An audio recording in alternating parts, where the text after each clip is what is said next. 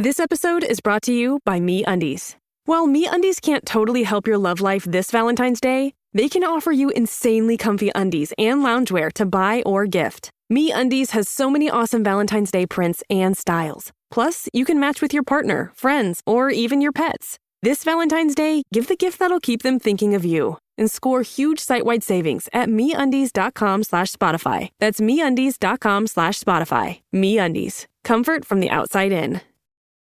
This episode is brought to you by LifeLock. The new year brings new health goals and wealth goals. Protecting your identity is an important step. LifeLock monitors millions of data points per second. If your identity is stolen, LifeLock's restoration specialist will fix it, guaranteed or your money back. Resolve to make identity health and wealth part of your New Year's goals with LifeLock. Save up to 40% your first year. Visit LifeLock.com/podcast. Terms apply.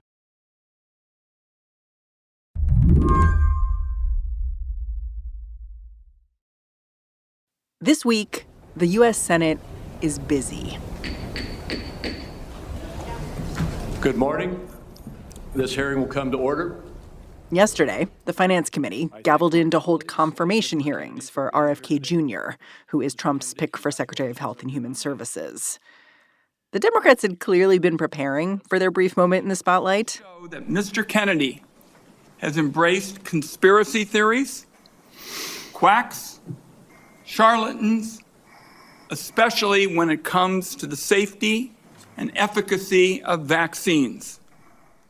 They drilled into Kennedy's financial conflicts of interest, his views on abortion, among other things. Did you say Lyme disease is a highly likely militarily engineered bioweapon? I probably did say that. Did you say that? And that's what the developer of Lyme I want all of disease our said. colleagues to hear it, Mr. Kennedy. I want them to hear it. You said yes. Did you say that? Kennedy's not done. Today, he'll appear in front of senators again, while down the hall, Trump's nominee to lead the FBI, Kash Patel, is going to get grilled by the Judiciary Committee. But the real fireworks, says Elaine Godfrey from over at The Atlantic, they're likely to be in room 106 of the Dirksen office building, because that is where Tulsi Gabbard is going to be trying to convince a room full of senators that she is prepared to become Director of National Intelligence. I think she is the most fragile compared to her fellow nominees, actually, at this point. Why do you say that? I was checking the betting odds, and her odds are the worst of anyone. I think they had her at 70% likely to be confirmed, and everyone else was like 85, 90% likely to be confirmed on the betting markets. I think it's just because there are so many, there's so many reasons that you could vote against her. Republicans have got questions about just how conservative Gabbard is. After all, she used to be a Democrat and supported Bernie Sanders. But senators from both sides of the aisle are sorting through a whole lot of conflicting information about Gabbard. It's been reported that in one of her private meetings with a senator from Oklahoma, Gabbard could not clearly articulate what the Director of National Intelligence does. And the New York Times has reported that of all his nominees, Donald Trump is most concerned about Gabbard. I think you can expect 3 specific lines of questioning. The first will be related to her qualifications, the fact that she doesn't have an intelligence background at all. Can I just stop you there? Like the fact that someone could get to a nomination hearing and still be answering basic questions about their qualifications, that's not normal, right? I would say it's pretty normal for this particular passel of nominees, but... Well, normal for this administration. I mean, globally normal. Yes, it is not globally normal. I mean, in this case, I think that Tulsi's lack of experience, they are presenting it as a plus, as someone who can come in and sort of burn it all down. I think the risk, though, is that when you're in charge of 18 intelligence agencies, it helps to know something about intelligence. Today on the show, how vulnerable is Tulsi Gabbard's nomination? And if she does become Director of National Intelligence, how vulnerable are the rest of us? I'm Mary Harris. You're listening to What Next? Stick around.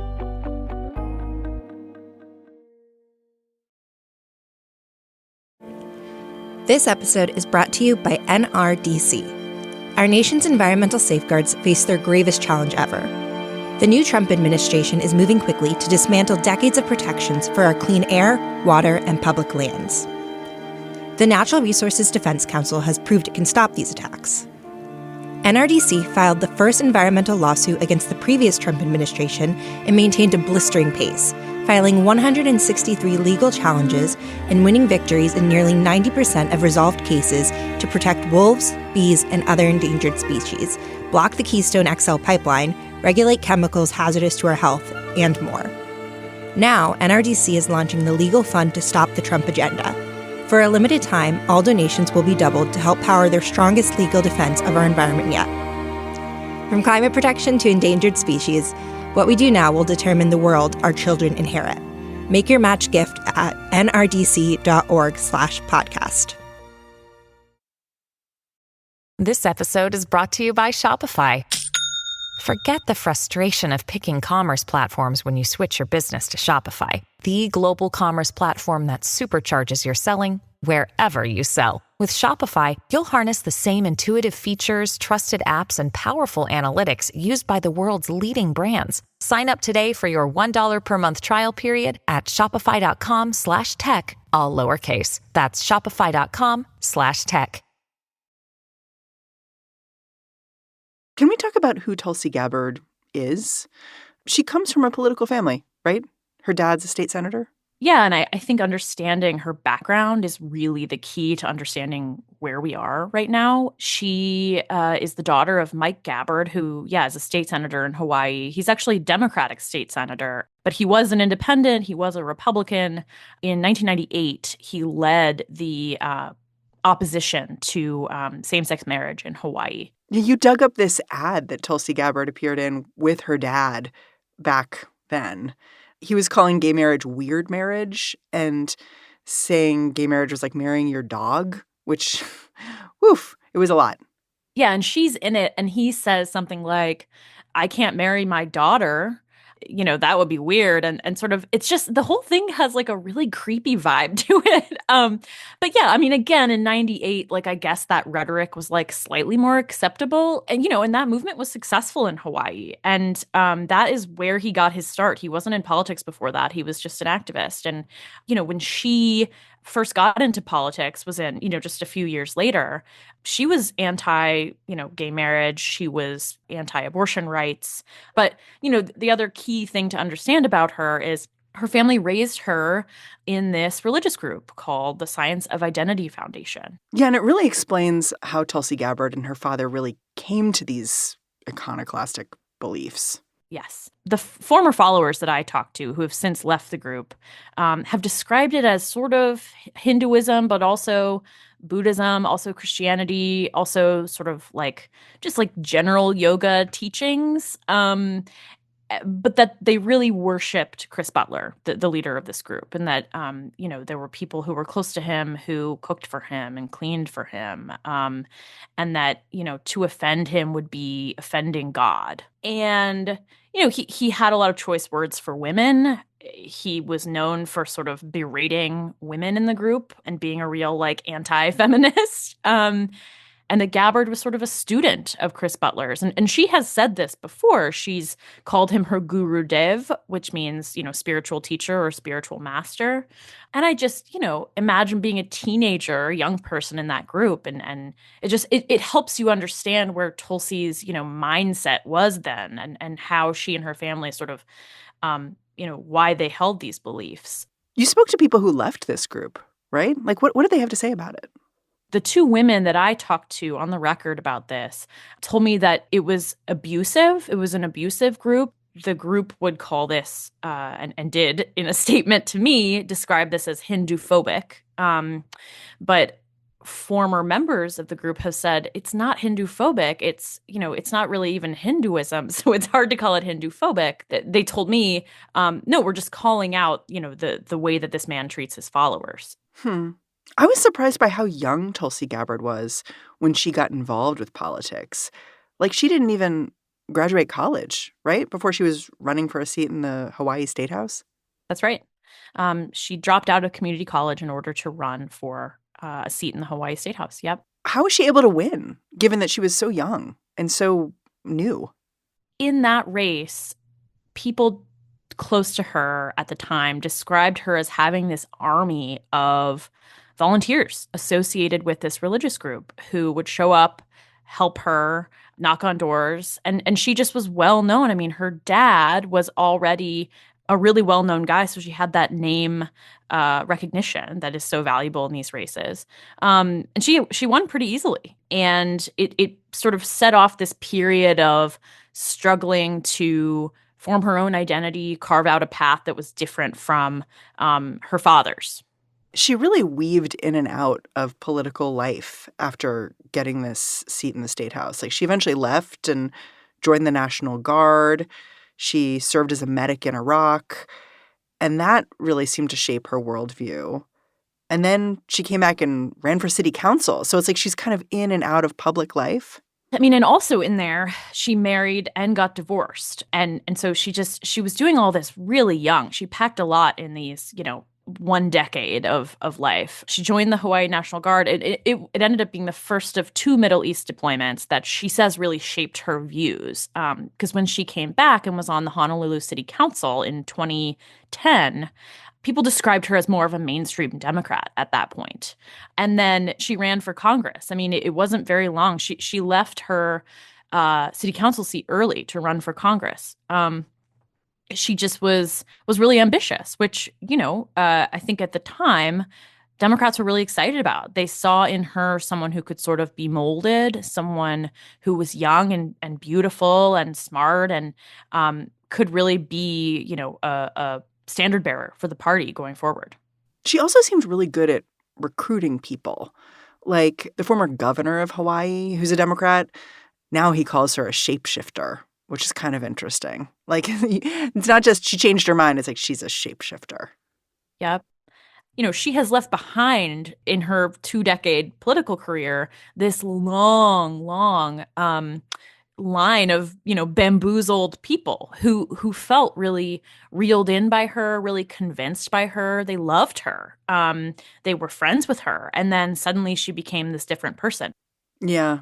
How was Tulsi received in Washington when she got there? People loved her. When she first decided to run for Congress, people had hesitations because, she had been anti-gay marriage, anti-choice. And, I had this call with an Emily's List staffer. And Emily's List is the national group that elects pro-abortion rights women to Congress. And their endorsement was and is pretty important at the time. And they were weighing whether to endorse her. And, someone talked to her on the phone and basically persuaded her to support gay marriage in this 10-minute phone call and, apparently changed her mind right there on the call. So I think people felt like she was slippery there, but they also took yes for an answer. Emily's List endorsed her and she won that race. She gets to Congress. She's pro-choice. By now she's pro-gay marriage. Barack Obama says, I want her at the National Committee. Pretty much immediately, she is at the DNC. She's, welcomed as the first Hindu member of Congress.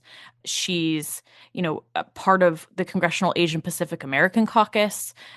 People just see her as this kind of AOC type figure, although, AOC was never embraced by the establishment. But she had this same sort of young, bright energy that people were really excited about at the beginning. When did things change for Tulsi Gabbard on the Hill? Like, was there one big break with Democratic leadership, or was it a series of smaller breaks? Late 2013, 2014, basically, so a year after she's in Congress, people point to something happening. One guess, and the guess that I think a lot of people have is, a lot of the people in her office left, and she replaced them with members of the Science of Identity Foundation, people that she, knew from home, people she grew up with in this religious group. I don't know what exactly changed, but that certainly happened at that time. She started sitting with Republicans on the side of the House, on their side of the House chamber. She started really going after the Obama administration for their handling of terrorism, terrorists, I'm sure listeners remember her being sort of this champion of the phrase Islamic extremism or Islamic terror. She was critical of Obama for not using those phrases. And what is so frustrating now, as we look at the situation there, our administration refuses to recognize who our enemy is. We have to recognize that this is about radical Islam. This is And people saw that at the time as Islamophobic. And I should say that the leader of the Science of Identity Foundation, Chris Butler, he has long been criticized as being an Islamophobe. Some of his sermons contain a lot of anti-Muslim, bigotry. And so I think people connected her words to that as well. A lot of Republicans liked her willingness to buck her party, which I think that's why people like, Kyrsten Sinema, John Fetterman. But with her, it felt just like a little bit less principled. It felt very chaotic. I noticed something about your reporting on Tulsi Gabbard. You had to rely on a lot of anonymous sources, and I wasn't sure what to make of it. Yeah, and that was really frustrating. It was not being able to get people on the record. The people who I talked to who worked for and closely with Gabbard, who only would go on background, they were really worried about retribution from her and in particular from the Science of Identity Foundation. And, these two former defectors from the group, they told me that they've, received nasty emails and sort of lawsuits, and other people that I talked to who were on background or who I just didn't quote at all say they'd been followed by the group. And so, yeah, I think there's some shadiness going on that makes people really afraid to talk about her. After the break, if Tulsi Gabbard is confirmed, is she going to be ready for the job?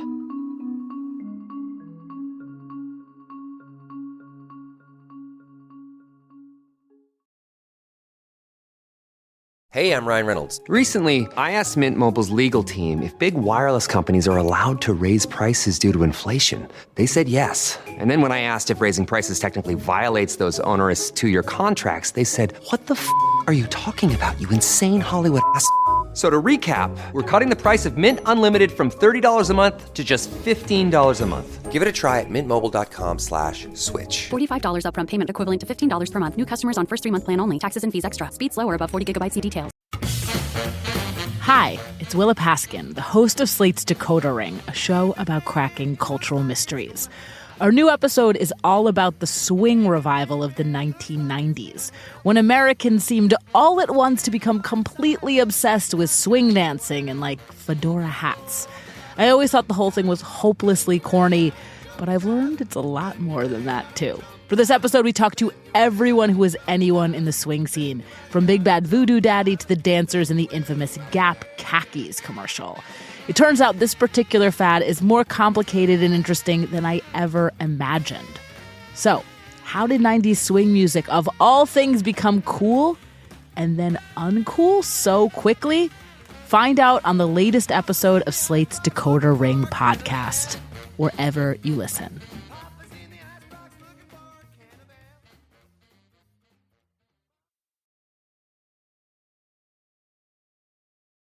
Okay, let's talk about the role of Director of National Intelligence and why Tulsi Gabbard's nomination for this role has been so controversial. And I guess first off, we should just say what the Director of National Intelligence does, because it's a little bit of a weird amalgamation role. It exercises authority over the $100 billion annual U.S. spy budget. It holds sway over what kind of secrets to declassify. But some people see it as less powerful than, say, head of the CIA, right? So tell me a little bit about what the DNI does. Yeah, I think it, from my understanding, is a little bit more of a management role than head of the CIA, right? A little bit more administrative. But you're very close to the president, right?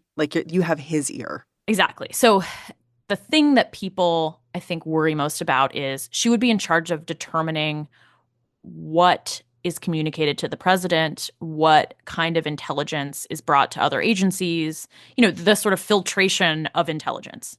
And there's also some concern that she would know that intelligence and that she would know, the names of spies we have abroad and that kind of thing. Yeah, let's talk about why that's so concerning to people, because we haven't even really gotten into all the stories from when she was a congressperson and an active politician that raised alarm bells in, I would just say, the government community. Like, it's not Democrat, Republican, it's sort of everyone. The story everyone always brings up is about her meeting with Syrian dictator Bashar al-Assad. What happened there? This will be the line of questioning, I think, that people will be really hammering on, and that Republicans are also concerned about.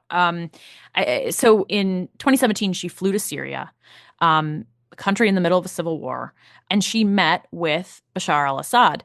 She told staffers before she left that this was a mission to sort of talk to people on the ground and, bear witness to the tragedy unfolding there, the civilian tragedy, right?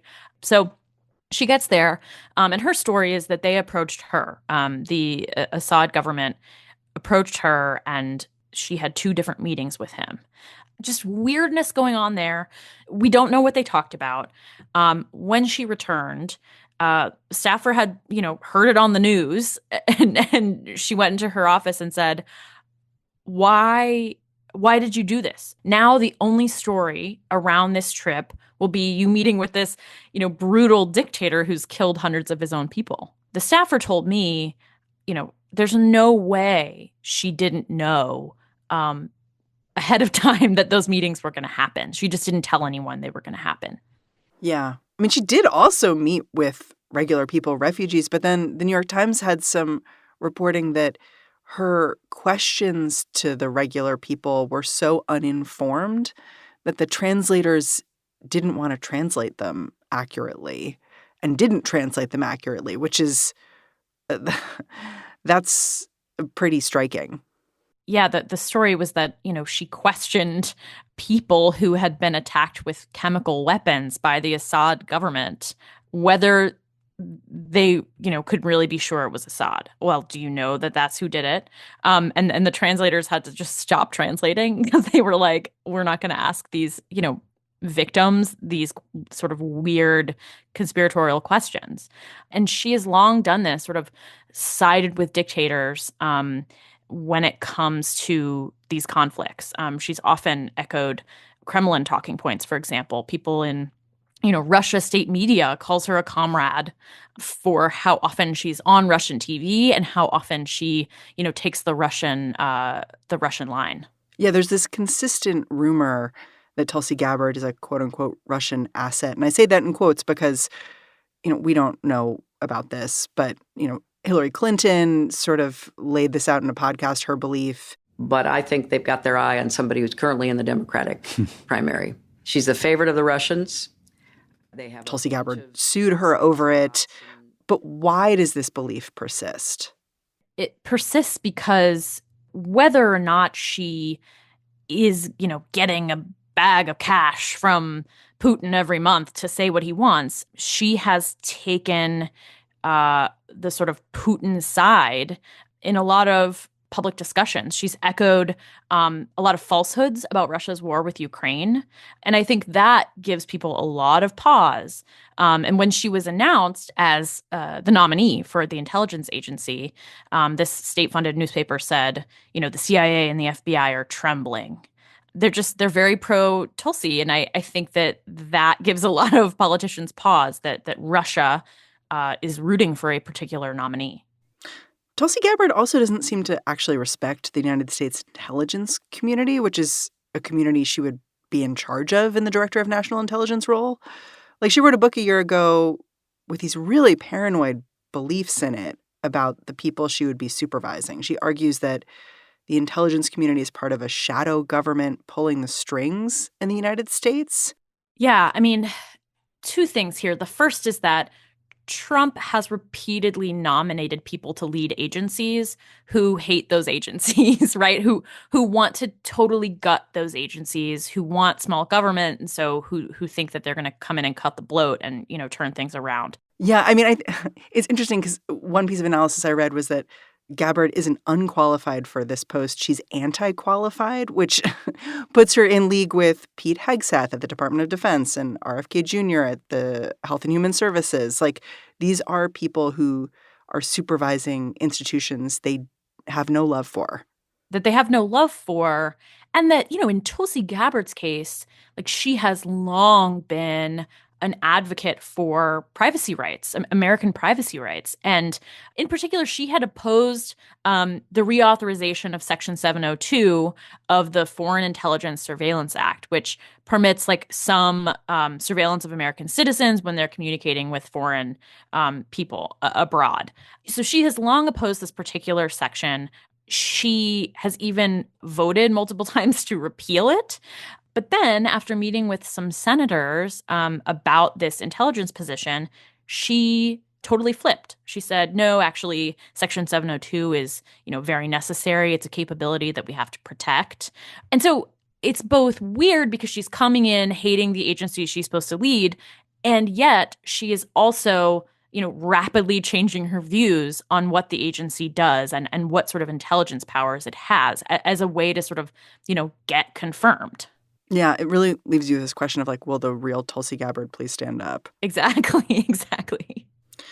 So as this Senate hearing plays out today, is there one senator you're going to be watching especially closely? Is there someone whose questions particularly matter here?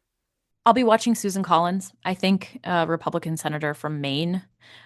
She has been the one expressing publicly, at least, her concerns about Tulsi Gabbard. And she has picked on this, issue of the 702, Section 702 switch. She has said to reporters, I don't really know if I believe her, that she switched on this, which is sort of a funny thing out of all of these things to, sort of be mad about. That's the thing. But, as I said earlier, this is a real grab bag. Senators can kind of pick what they want to be concerned about. There's so much here. And so I think that they will have cover in that way to vote against her in a way that they maybe wouldn't have cover with someone like Kash Patel.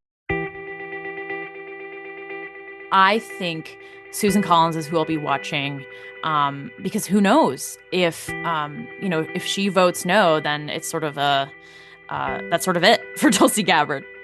Because to get her nomination out of committee and to the entire Senate, you have to get all those Republicans on board. That's right. She can't lose any. Elaine, thank you so much for your time. Thanks for coming on the show. Yeah, thanks for having me. Elaine Godfrey is a staff writer over at The Atlantic. And that is our show. Before I go, a little programming note. The news is a lot these days. Trust me.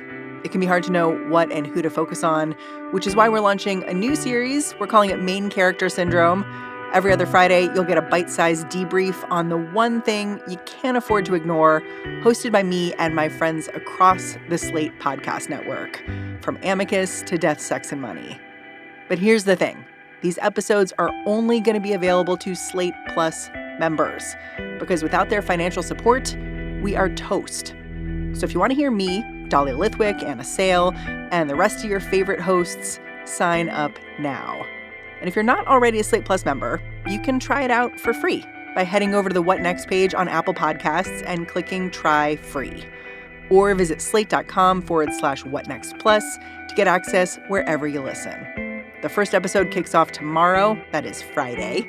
Slate Plus members can find the episode in their What Next feed right after Friday's regular episode of What Next TBD. All right. What Next is produced by Paige Osburn, Elena Schwartz, Rob Gunther, Anna Phillips, and Madeline Ducharme. Ben Richmond is the Senior Director of Podcast Operations here at Slate. And I'm Mary Harris. You can go track me down on Blue Sky if you'd like. I'm at Mary Harris. Thanks for listening. Catch you back here next time.